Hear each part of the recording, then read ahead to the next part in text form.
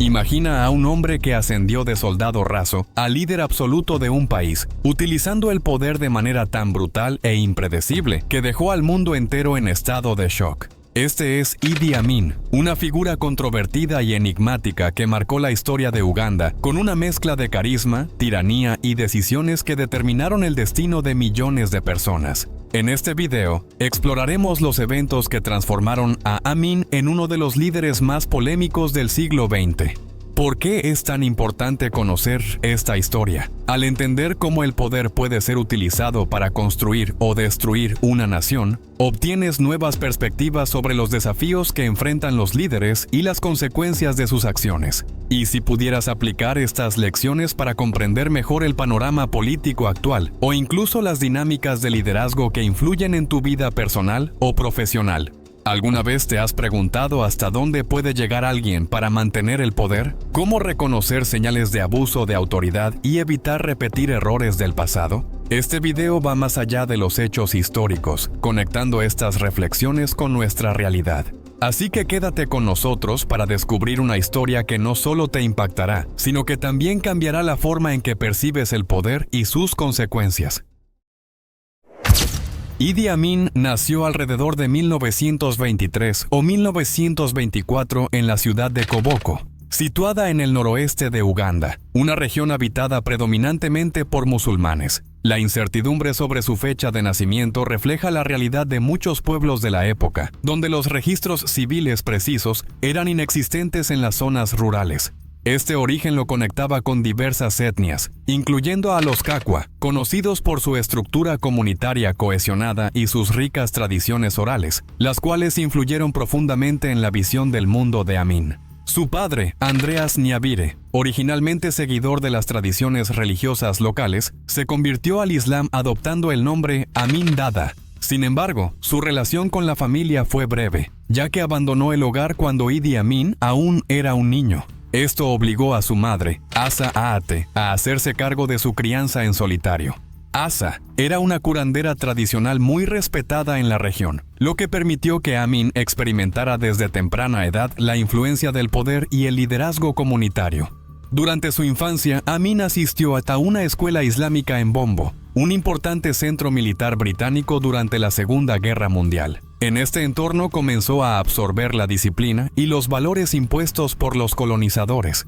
La educación islámica, que combinaba enseñanzas religiosas con habilidades prácticas, moldeó su identidad religiosa y sentó las bases de su sentido de jerarquía, que sería una característica central en su vida futura.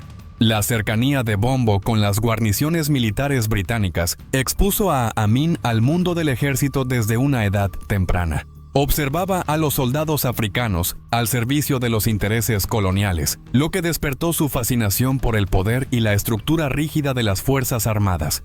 El contexto geopolítico de la época también tuvo un gran impacto en la formación de Idi Amin. Durante la Segunda Guerra Mundial, Uganda sirvió como una base estratégica para las tropas aliadas, lo que trajo consigo transformaciones culturales y económicas en la región.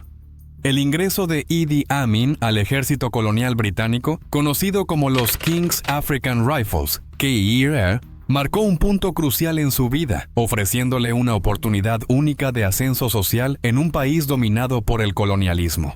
En 1946 se alistó como recluta y rápidamente destacó por su inmensa fuerza física, habilidad con las armas y una personalidad carismática que conquistaba tanto a sus compañeros como a sus superiores. A pesar de sus limitaciones educativas, Amin mostró aptitudes para las tareas militares, cualidades que los británicos valoraban en sus soldados africanos. Durante la década de 1950, Amin participó activamente en campañas militares lideradas por los británicos, incluida la represión de la rebelión Mau Mau en Kenia. Esta revuelta, encabezada por comunidades Kikuyu, era una lucha contra el colonialismo y las condiciones de explotación impuestas por el gobierno británico. Amin se destacó por su brutalidad y su obediencia, características que lo hicieron ganar la atención de los comandantes británicos, quienes lo consideraban un soldado eficiente, aunque poco sofisticado. La carrera militar de Amin avanzó rápidamente, en parte debido a la política colonial de limitar el ascenso de los africanos a puestos subordinados. A pesar de ello, llegó hasta ocupar el rango de Efendi, el puesto más alto disponible para un soldado africano en el CAR. Este rango le otorgaba una autoridad considerable entre sus compañeros y le permitió iniciar su influencia política, especialmente entre los soldados ugandeses que lo veían como un símbolo de éxito dentro del rígido sistema colonial. Con la independencia de Uganda en 1962, el país experimentó una transformación política y social que permitió que figuras como Idi Amin ascendieran al poder. Amin, ya consolidado como un militar respetado, vio en este momento una oportunidad para fortalecer su influencia. Formó una alianza estratégica con Milton Obote, el primer ministro, compartiendo objetivos comunes de consolidar el control sobre el recién independiente Uganda y debilitar las estructuras coloniales restantes. Amin se convirtió en uno de los principales aliados de Obote, siendo promovido a cargos de mayor responsabilidad dentro del Ejército Nacional. Juntos participaron en actividades controvertidas, como el contrabando de oro, marfil y café, lo que no solo enriqueció a ambos, sino que también financió sus ambiciones políticas. Estas prácticas ilícitas se justificaban como formas de fortalecer la economía nacional, pero en realidad alimentaban redes de corrupción y consolidaban el poder de ambos a expensas de la integridad del Estado. La relación entre Amin y Obote, inicialmente sólida, comenzó a deteriorarse a medida que ambos competían por poder e influencia. Obote veía en Amin a un aliado útil, pero también a una amenaza creciente debido a su popularidad entre los militares y su habilidad para manipular la lealtad de los soldados. Esta rivalidad se intensificó por los desacuerdos sobre la dirección política del país, especialmente en lo referente a la centralización del poder y la marginación de rivales políticos. Uno de los episodios más destacados de este periodo fue la participación de Amin en la masacre de los rebeldes del Reino de Buganda en 1966. Bajo órdenes de Obote, lideró operaciones militares para reprimir la resistencia del rey Mutesa II, una figura influyente en Uganda. El 25 de enero de 1971, Idi Amin lideró un golpe de Estado que derrocó al gobierno de Milton Obote, aprovechando la ausencia de Obote, quien se encontraba en Singapur participando en una cumbre de la Commonwealth. Amin movilizó rápidamente a las Fuerzas Armadas para tomar el control de la capital, Kampala. Justificó el golpe como una medida para salvar al país de un liderazgo corrupto y autoritario, prometiendo restaurar la democracia y la estabilidad en Uganda. Inicialmente, Amin fue recibido con entusiasmo tanto por la población como por la comunidad internacional. Muchos ugandeses, cansados de las tensiones políticas y étnicas bajo el gobierno de Obote, veían en Amin una alternativa esperanzadora. Su capacidad para proyectar una imagen carismática y amigable, junto con sus promesas populistas, le ganó el apoyo tanto de la clase trabajadora como de las élites. Además, recibió respaldo de países como el Reino Unido e Israel, que lo consideraban un aliado estratégico en la región. Sin embargo, detrás de su retórica democrática, Amin comenzó rápidamente a consolidar su poder de manera autoritaria. Disolvió el parlamento, asumió el control total de las Fuerzas Armadas e instauró un régimen basado en el miedo y la represión. La eliminación de opositores políticos se convirtió en una prioridad, con ejecuciones sumarias de ministros, jueces y oficiales militares leales a Obote. En cuestión de meses, Amin transformó a Uganda en un estado policial. Además de fortalecer su posición interna, Amin buscó construir una identidad nacional que unificara a la población bajo su liderazgo. Se autoproclamó presidente vitalicio y adoptó títulos extravagantes como el último rey de Escocia y el conquistador del Imperio Británico, en un intento por proyectar una imagen de poder absoluto y desafío al colonialismo. El régimen de Idi Amin, que comenzó con promesas de paz y prosperidad, pronto sumió a Uganda en un periodo de terror sin precedentes. La represión política se convirtió en el sello distintivo de su gobierno, caracterizado por ejecuciones masivas, desapariciones y torturas. Se estima que alrededor de 300.000 personas fueron asesinadas durante su mandato, incluidas figuras de la oposición política, intelectuales, líderes religiosos y miembros de minorías étnicas. Amin utilizó al ejército como herramienta de represión, asegurando la lealtad mediante el miedo y privilegios materiales. Una de las acciones más controvertidas de Amin fue la expulsión, En 1972, de aproximadamente 50.000 asiáticos de Uganda, muchos de ellos ciudadanos británicos, alegó que los asiáticos estaban explotando a los ugandeses y monopolizando la economía local, utilizando una retórica nacionalista para justificar la medida. Familias enteras fueron obligadas a abandonar sus propiedades y negocios, que fueron confiscados y entregados a ugandeses sin experiencia ni preparación. Esto provocó una devastadora crisis económica. La decisión de Amin no solo destruyó sectores vitales de la economía ugandesa, sino que también deterioró sus relaciones con el Reino Unido y otras potencias occidentales. La expulsión de los asiáticos fue ampliamente condenada a nivel internacional, pero Amin mantuvo su postura desafiante, reforzando su narrativa de libertador africano y defensor de la soberanía nacional. Aunque esta medida populista le ganó apoyo en ciertos sectores de la población, profundizó el aislamiento del país. Además de las atrocidades internas, Amin intentó reescribir la identidad nacional de Uganda para fortalecer su culto a la personalidad. Se rodeó de símbolos de poder y organizó actos públicos de aparente generosidad, mientras controlaba estrictamente los medios de comunicación y difundía propaganda sobre su supuesta popularidad.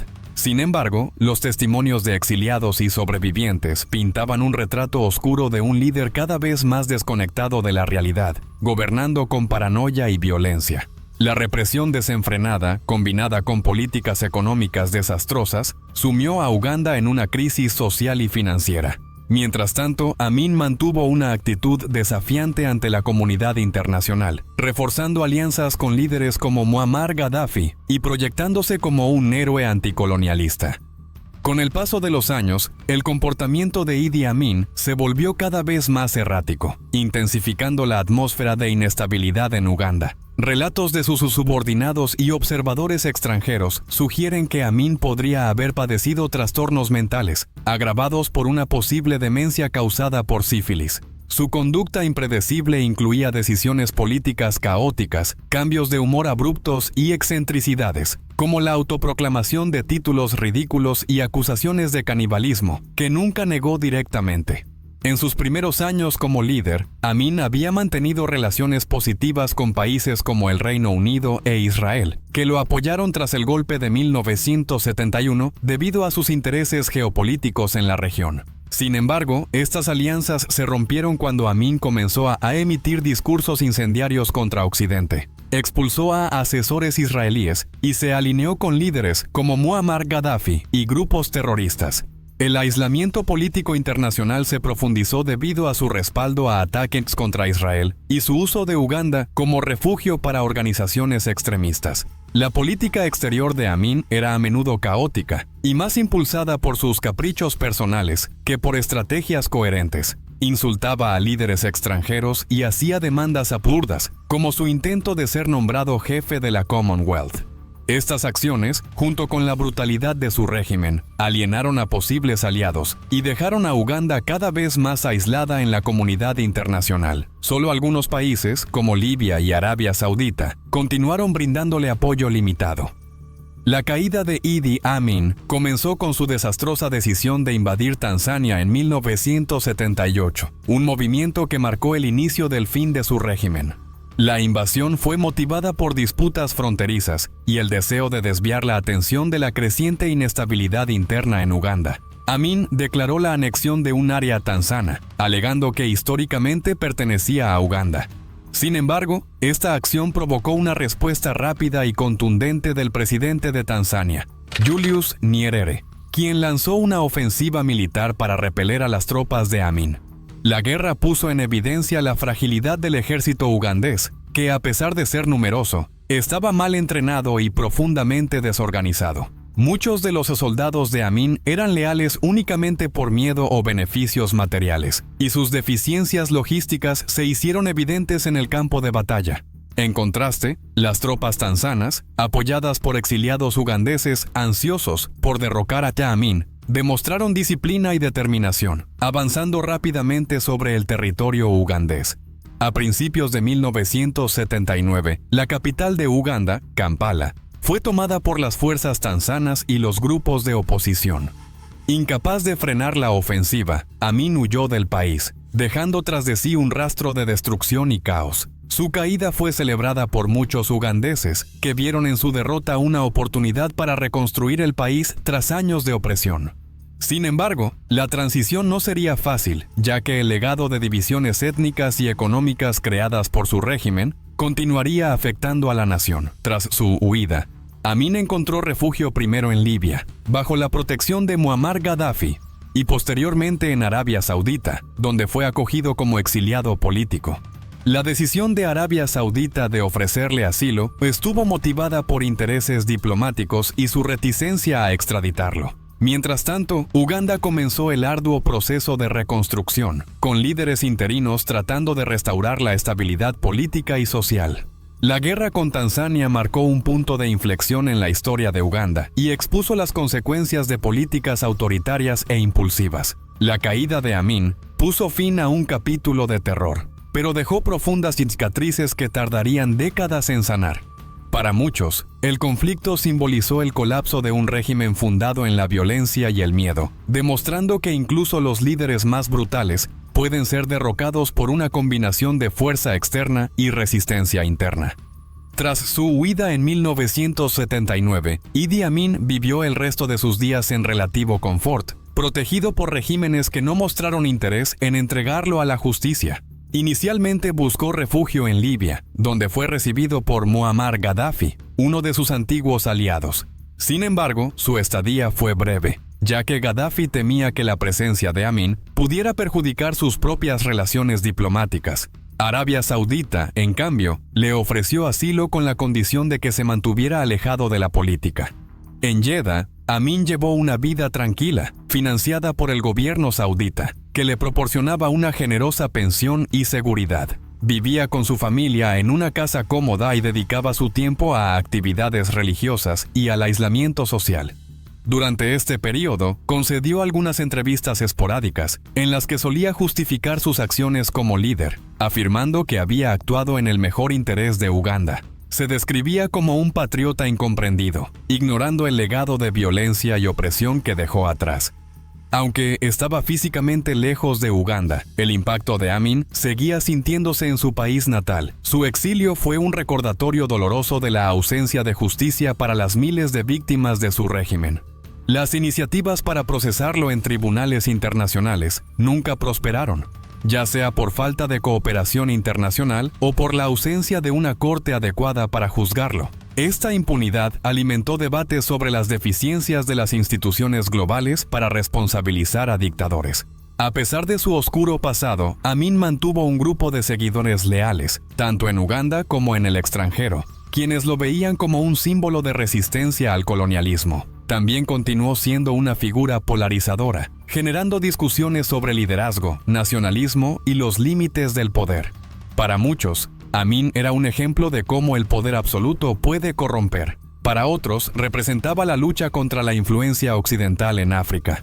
Idi Amin murió el 16 de agosto de 2003, a los 78 años, en un hospital de Jeddah tras sufrir complicaciones renales. Su muerte marcó el fin de la vida de uno de los líderes más brutales del siglo XX, pero no borró las profundas cicatrices que dejó en Uganda. Para el pueblo ugandés, su exilio y fallecimiento en el extranjero simbolizaron tanto el fin de una era de terror como la frustración de nunca haberlo visto responder ante la justicia por sus crímenes.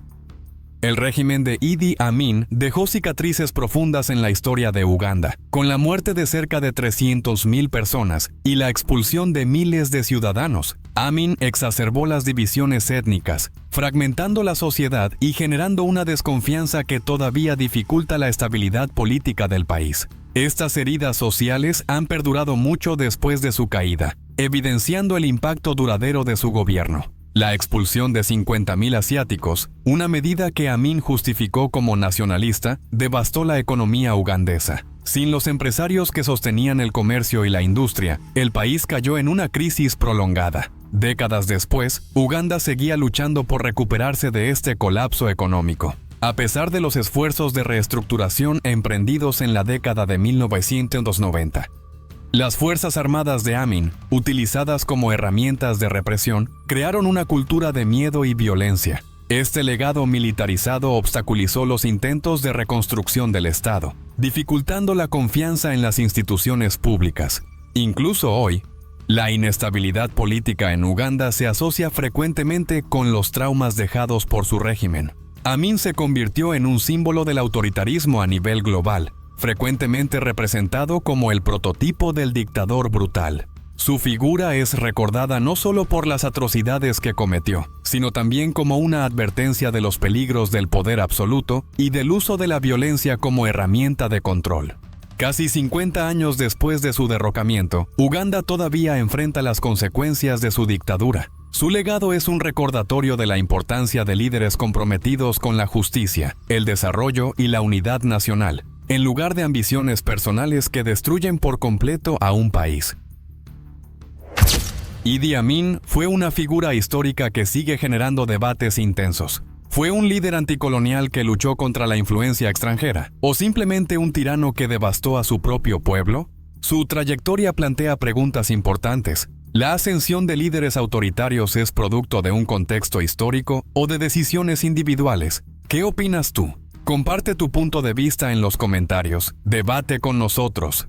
Si te gustó este video, pues suscríbete al canal y activa la campanita para seguir explorando los grandes capítulos de la historia mundial. No te pierdas la oportunidad de aprender y reflexionar sobre temas tan impactantes. Hasta el próximo video.